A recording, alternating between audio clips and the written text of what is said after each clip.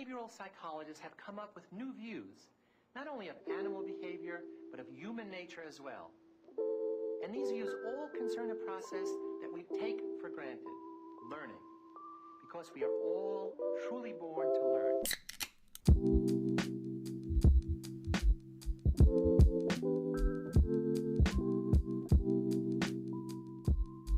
2 million years ago in Africa, our ancestors had everything going against them. They had predators that were faster than them and prey that was bigger than them. They needed an edge. Through learning, they had discovered how to work together, forge tools, and take on the world around them. Through their failure, they gained knowledge and were able to thwart their dangerous environment. They passed down what they had learned and the genes that helped them learn it to ensure that future generations would continue the cycle. Today, we can look at behaviors that took place through a scientific lens and harness this process in the lab and in the field. Scientists such as Pavlov, Skinner, and Bandura have taken these techniques and performed experiments that allow them to change how we think and behave.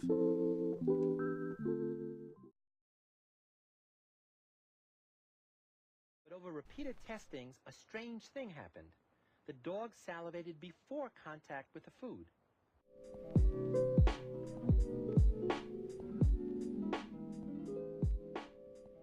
Classical conditioning involves associating one stimuli with another in order to produce a new learned response. John Watson, a famous behavioral psychologist, believed that classical conditioning is able to explain all aspects of human psychology. Watson conducted the famous and controversial Little Albert study. What really paved the way to discovering classical conditioning was Ivan Pavlov's salivating dog experiment, in which dogs are conditioned to salivate at the sound of a bell by feeding them immediately after ringing the bell. Pavlov's discovery was groundbreaking for the psychology community and opened the gate to the studying of operant conditioning and observational learning. The unconditioned stimulus is a feature of the environment that causes a natural reflex. For example, in the case of Pavlov's salivating dogs, the unconditioned stimulus would be the food being given to the dogs. The conditioned stimulus is a feature of the environment that has been associated with the unconditioned stimulus in order to get the desired results. For the salivating dogs, the sound of the bell is the conditioned stimulus. The conditioned response is the behavior that is elicited by the conditioned stimulus. The conditioned response in Pavlov's experiment is the salivation of the dogs to the sound of the bell. The unconditioned response is the behavior brought on by the unconditioned stimulus. The dog's unconditioned response is the salivation to food. Skinner was different. Skinner was a visionary.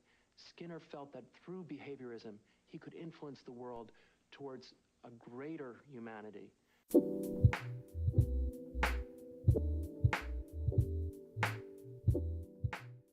Operant conditioning is a method of learning that occurs through rewards and punishments for behavior. Through operant conditioning, one makes an association between a behavior and a reward or a consequence. B.F. Skinner, a famous behavioral psychologist, believed that classical conditioning was flawed because human behavior is a lot more complex than what could be explained through classical conditioning. Though Skinner is known as the father of operant conditioning, much of his work is based off of Edward Thorndike's law of effect. This principle is based on the belief that behavior that is rewarded is likely to be repeated and behavior that is not reinforced is likely to become extinct. The law of effect also introduced the concept of reinforcement, in which behavior that is reinforced will be repeated and behavior that is punished will be extinguished. There are two types of reinforcement, positive and negative, as well as two types of punishment, positive and negative. Negative reinforcement is the removal of an unpleasant reinforcement in order to strengthen a behavior. For example, Skinner created an experiment named the Skinner box experiment, in which a rat is placed in a box and is subjected to an electric current. However, if the rat is able to push a lever, the electric current will stop. After a few times in the box, the rats quickly learn to go straight for the lever. Positive reinforcement is when a reward is given for certain behavior in order to strengthen that behavior. For example, by using a Skinner box for a second experiment, Skinner put a hungry rat in the box and let it run around. However, by accidentally pressing a lever, food pellets would be released. The rats quickly learned to repeat the behavior of knocking the lever. Negative punishment is meant to weaken or eliminate behavior through the taking away of something. However, it is important to note that bad behaviors are not forgotten but rather suppressed. This means that when punishment is no longer given, the behavior will return. Positive punishment is a way of weakening behavior by imposing a negative stimuli. The downside to any form of punishment, however, is it only tells you what not to do and not what you should be doing. You would use simulated targets rather than require them to bomb San Francisco or New York.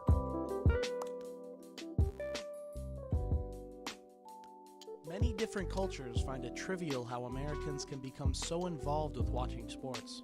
They think it is strange when people sitting in their own homes can feel the same excitement as the players on the court. This same concept also applies to cringing in pain when you see someone get hit with a ball. The answer to this comes from a phenomenon called observational learning, which was characterized by Dr. Albert Bandura's social learning theory. This social learning process involves learning a behavior by watching someone else act it out first. Bandura was a leading psychologist in uncovering the effects of observing others. He led an experiment in which children watched authority figures commit acts of violence towards a Bobo doll and then recorded the reactions of the children. After each child was individually shown the adult behavior, he or she was put in a room with a variety of toys. These toys range from teacups to crayons to dart guns and even a 3-foot Bobo doll. Children who watched an adult act violently towards the doll displayed interesting reactions. Overall, the greatest discovery was that children who were exposed to violence were far more likely to imitate it than those who watched an adult play nicely. Then, in the 1980s, another landmark discovery was made. Scientists were testing how a monkey's premotor cortex reacts when holding a peanut. They found that when the monkey observed a scientist holding a peanut, neurons in the monkey's brain would fire the same way as if the monkey were holding the peanut himself. This was the precursor to multiple studies to explore these important neurons within humans. Multiple studies with neuroimaging and fMRIs have been done to conclude that humans do in fact possess mirror neurons.